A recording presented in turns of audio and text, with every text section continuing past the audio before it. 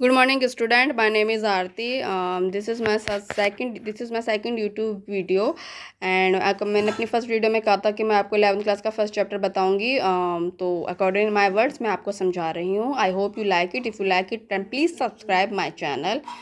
चलो इस बार मैंने पहले बोल दिया है, वरना मैं तो लास्ट में बोलती हूँ. मुझे याद ही नहीं रहता है कि आप लोगों से ये भी कहना है मेरा चैनल सब्सक्राइब करिए. हाँ, तो मेरा चैनल सब्सक्राइब जरूर कर दीजिएगा, और जो भी कमी दिखे कमेंट्स में लिख दीजिएगा. अच्छा लगे तो लाइक कर दीजिएगा. सीबीएसई यूपी बोर्ड दोनों के लिए है, और 11th क्लास का है. यदि 9 10 बीएससी एमएससी के बच्चे सुन रहे हैं और उन्हें अपना कोई चैप्टर या कोई भी जो भी चीज़ करानी है, क्लियर करानी है, कोई भी टॉपिक समझ में नहीं आ रहा, देन कमेंट में लिखिए. और मेरी जो कोशिश रहेगी वो ये रहेगी आपको बताने की. चले जाए टाइम वेस्ट ना करते हुए 11th क्लास का फिजिक्स का फर्स्ट चैप्टर शुरू करते हैं. This is the first. ये मेरे नोट्स हैं ट्रूली, क्योंकि भाई बड़ी क्लास होती है तो उसमें आपको प्रॉपर, अगर मैं आपको समझाऊँ एक प्रॉपर तरीके से कोई चीज़ समझाऊँ तो वो ज़्यादा बेटर रहेगी. तो ये मेरे नोट्स हैं. जैसे आप स्टूडेंट बनाते हैं वैसे भी आपको पढ़ाने के लिए हमें भी पढ़ना ही पड़ता है. ऐसा नहीं होता कि हम मुँह धो के आपके साथ यूट्यूब वीडियो बनाने आ गए. नहीं, हमारी मेहनत होती है तो हमने अपने से चैनल के थ्रू कर दिया. एंड दिस इज़, हाँ, मैं धार्मिक हूँ, आपको मेरे चैनल से पता चल रहा है. जय माँ सरस्वती, श्री गणेशाय नमः. आप लोगों के थ्रू धार्मिक मैं हिंदू हूँ, तो है ना, तो इसलिए मेरे में जय माँ सरस्वती श्री गणेशाय नमः लिखा हुआ ही है. एंड या Aarti class 11th subject physics first. Aarti मेरा नाम इसलिए लिखा है बिकॉज ये मेरे नोट्स हैं. क्लास 11th इसलिए मैंने लिखा ताकि आपको क्लियर हो सके पहली बारी में कि आप कौन सी क्लास के पढ़ रहे हैं. क्योंकि मेरे चैनल में ऐसा नहीं है कोई पर्टिकुलर एक क्लास हो, किसी भी क्लास का मैंने आपको बता ही दिया है, वो पूछ सकता है. और मैंने क्लास मेंशन भी कर दी है. तो सब्जेक्ट फिजिक्स. कॉपी मेरी फर्स्ट है, कॉपी बहुत बनी पड़ी है, अभी फर्स्ट ये है. और या this is a chapter number first, physical word. And या फंडामेंटल फोर्सेज इन नेचर, ये आपको सबको पता है. इन द मैक्रोस्कोपिक वर्ड, देखिए दो टाइप के वर्ड होता है, एक मैक्रोस्कोपिक होता है, एक मैक्रोस्कोपिक होता है. एंड मैक्रोस्कोपिक को आप बंदा खुली आंखों से नहीं देख सकते. मैक्रोस्कोपिक जो होता है MI, ये मैंने मैक्रो लिख रखा है, MICROSCOPIC, मैक्रोस्कोपिक कहते हैं वो. उसे हम खुली आंखों से नहीं देख सकते हैं. और जब मैक्रोस्कोपिक होता है उसे हम ओपन आई से देख सकते हैं. ठीक है. वी ऑब्जर्व, हम ऑब्जर्व करते हैं सर्वर काइंड ऑफ फोर्स, बहुत टाइप के फोर्स को करते हैं. जैसे मस्कुलर फोर्स, कॉन्टैक्ट फोर्स और सपोर्ट होता है, फ्रिक्शन होता है, फोर्सेज होता है, exerted by spring and string, viscous force, electric force, magnetic force, ETC. All this forces between two microscopic object arises from two fundamental forces. मैं आपको एक लॉजिक बताती हूँ, क्योंकि आप साइंस के हैं तो लॉजिक में बताऊँगी. जब हम कोई यूनिट को ड्राइव करते हैं तो उसकी कुछ एक बेसिक यूनिट होती है, उसके अकॉर्डिंगली हम उसको ड्राइव करते हैं. ठीक है. इसी तरीके से जो हमारा इसी में लगता है कि यदि हमारा फोर्स भी ड्राइव हो रहा है तो वो किससे हो रहा है, वो हमारा फंडामेंटल फोर्सेस होता है. वो जो जितने भी फोर्स होते हैं, जो मैंने आपको इसमें इंग्लिश में लिखा भी है कि वो फंडामेंटल फोर्सेस से होते हैं, जो दो होते हैं, है ना. तो ये होते हैं हमारे दो, हम मैंने इसमें बता रखे हैं, ग्रेविटेशनल, एक मैंने इलेक्ट्रोमैग्नेटिक बता रखा है. ग्रेविटेशनल फोर्स होता है, इलेक्ट्रोमैग्नेटिक फोर्स होता है. And what is the gravitational electromagnetic force. इसके आगे इन द मैक्रोस्कोपिक वर्ड, जो कि मैंने आपको पहले कहा था, in the macroscopic world in addition to the above force. Addition मतलब इनके अलावा, इनके साथ है two above force, two more basic force are required. दो अलग फोर्स की रिक्वायरमेंट होती है to account for the various atomic and nuclear process. मतलब डिफरेंट एटॉमिक और न्यूक्लियर फोर्सेस के. दीज आर स्ट्रॉन्ग और nuclear force, strong nuclear force, weak nuclear force. Count करिए, फिजिक्स के स्टूडेंट है, मैथ के स्टूडेंट है, आपके पास कितने फोर्स हो गए, 4 फोर्स. दो ग्रेविटेशनल फोर्स, इलेक्ट्रोमैग्नेटिक फोर्स, दो स्ट्रॉन्ग न्यूक्लियर फोर्स और वीक न्यूक्लियर फोर्स. अब नीचे आइए, देखिए the ratio of the strength of the 4 fundamental force in nature is. देखिए आप 11th क्लास का स्टूडेंट है, ये 11th क्लास का है, तो आपको इसका रेशो जरूर पता होना चाहिए, है ना. आपको रेशो एक तरीके से मैं कहूँ कि रटा होना चाहिए, कि आपसे कोई भी पूछ ले कि what is the ratio of the strength of the 4 fundamental force in nature, then you tell, जो मैं दिखा रही हूँ ये FG है बेटा, ये FG, ratio FW, ratio FE और रेशो FS. मैं इनकी फुल फॉर्म बता देती हूँ. G मतलब ग्रेविटेशनल है, W मतलब वीक है, E मतलब इलेक्ट्रिक है, S मतलब स्ट्रॉन्ग है. ठीक. ग्रेविटेशनल पहला ग्रेविटेशनल फोर्स, दूसरा वीक फोर्स, तीसरा इलेक्ट्रिक फोर्स एंड एस मतलब स्ट्रॉन्ग फोर्स, और इसका रेशो लिख दिया 1, रेशो 10⁻25, रेशो 10⁻36 एंड रेशो 10⁻38। तो ये जो है आपको याद होना चाहिए, ये आपके 1-2 नंबर में पूछा जा सकता है, और 11-12 क्लास एडिट बहुत सारे कॉम्पिटिशन होते हैं उसमें भी आपको पूछा जा सकता है। तो जो तैयारी कर रहे हैं तो वो भी इसमें ये आपको रटे होने चाहिए मेरी नज़र में, है ना। अब आप नेक्स्ट में करते हैं।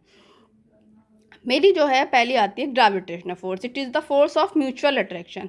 ये एक फोर्स होता है किसका, म्यूचुअल अट्रैक्शन का, between two bodies by virtue of their masses.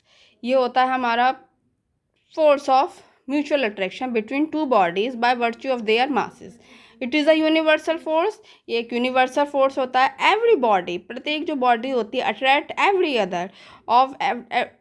Every other body of the universe with this force. जो भी बॉडी अट्रैक्ट होती है एक दूसरे बॉडी से, वो इस फोर्स के कारण अट्रैक्ट होती है। According to Newton law of gravitation, जो कि वेल नाउन है, ये सबको पता होता है, जो फिजिक्स के उन्हें पता ही होता है कि ये एक न्यूटन लॉ ऑफ ग्रेविटेशन है। The gravitational attraction between two bodies of mass m1 and m2 and separated by distance r is given by F is equals to g m1 m2 upon r square, where g is the universal gravitation constant। ये आपको force पूछे जाते हैं, ठीक है। ये आपका पहला ग्रेविटेशनल फोर्स के बारे में थोड़ा सा इंट्रोडक्शन था कि आपको याद होना चाहिए कि 1-2 नंबर में पूछ लिया जाए, व्हाट इज शॉर्ट में पूछ लिया जाए what is the gravitational force, तो आप बता सकें, ठीक। फिर इंपॉर्टेंट फीचर होते हैं, ये मैंने देखिए हिंदी में भी लिख रखा ताकि आपको कोई दिक्कत ना हो। प्रॉपर्टीज़ देख लीजिए, important properties of gravitational force. It is a universal attractive force. पे अट्रैक्ट होते हैं तभी हम एक दूसरे खड़े, अगर हम रिपेल होते तो अट्रैक्ट नहीं, तो हम यहाँ पे यूनिवर्सल में स्टैंड नहीं कर पाते। एक तरीके से आप समझ लीजिए यूनिवर्सल अट्रैक्टिव फोर्स।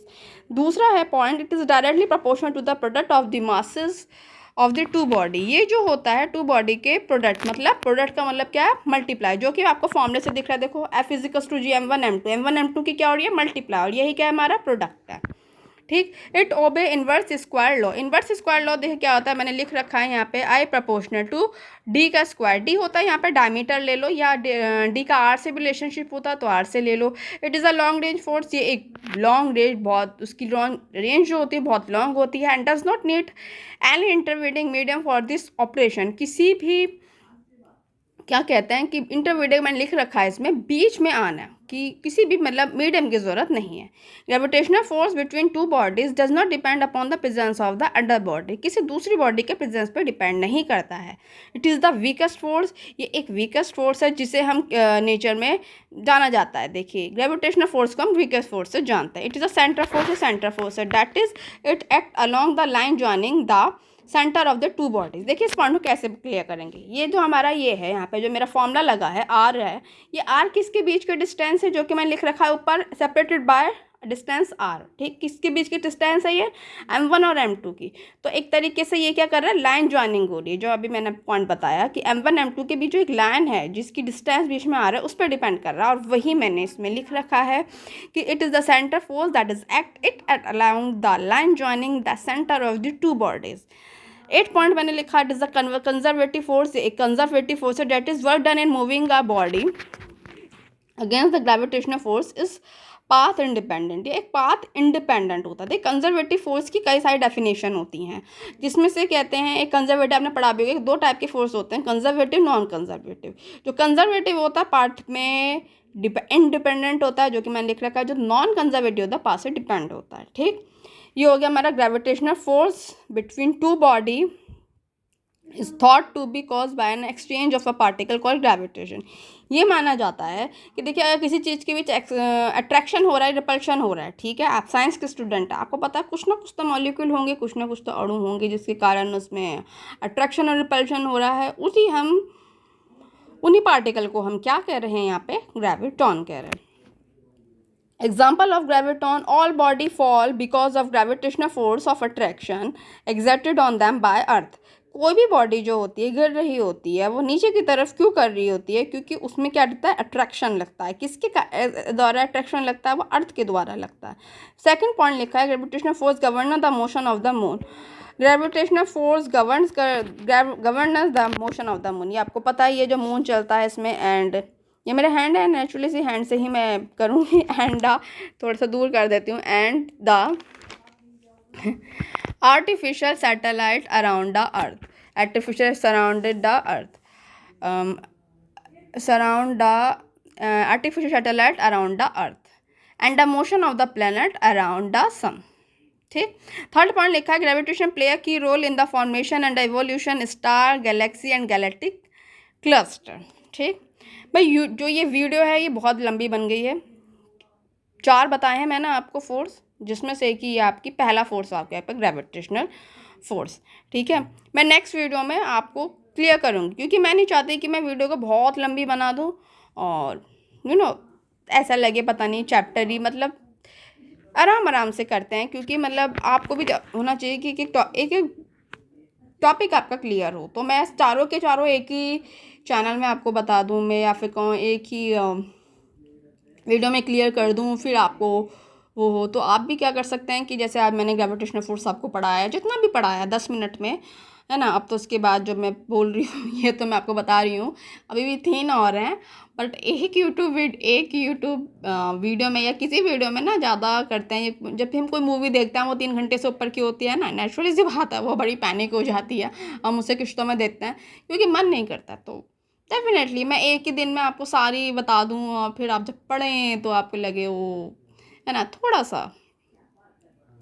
आप हो, अब स्टूडेंट समझेंगे कि थोड़ा करके करते हैं, क्योंकि बहुत ज़्यादा एकदम सारा जैसे लगे नहीं कि पैनिक है ना. फिजिक्स को एंजॉय करके पढ़ते हैं और क्या. स्टे माय चैनल, मेरे चैनल में बने रहिए. और या अब चूँकि ये टॉपिक क्लियर नहीं हुआ है, वैसे तो मैं 12th क्लास की सोच रही थी, बट चूँकि ये टॉपिक अभी क्लियर नहीं हुआ है, मतलब अभी कम से कम मैं 4 फोर्सेस क्लियर करूँगी, उसके बाद मैं 12th का एक चैप्टर शुरू करूँगी. यार नेचुरल सी बात है, सॉरी स्टूडेंट, वो मेरी 12th क्लास की फर्स्ट वीडियो होगी. बट क्योंकि अभी पहले मैं एक ही टॉपिक क्लियर किया और 3 और बचे हैं, तो मैं ऐसा नहीं कर सकती ना कि मैं ये बाकी के 3 ना समझाऊँ और 12th क्लास में ले जाऊँ. नहीं, पहले हम एक चीज़ क्लियर कर लेते हैं. तो नेक्स्ट वीडियो में हम 11th की तब तक बनाते इसकी हम करेंगे. नेक्स्ट में हम बाकी के 3 शुरू करेंगे. एंड इफ़ आपको कुछ समझ में नहीं आता तो कमेंट कर दीजिएगा. और मैंने कही था कि मेरी कोशिश रहेगी कि मैं आपको समझा पाऊँ. चलिए, आई hope you like this video and my sound. आपने मेरी वीडियो और मेरे साउंड को एंजॉय किया है. ओके, कोई भी दिक्कत हो again and again please comment पे लिखिए. और आपको कुछ अच्छा चाहिए तो डेफिनेटली बताइए. और हाँ, आपको हाँ, ठीक.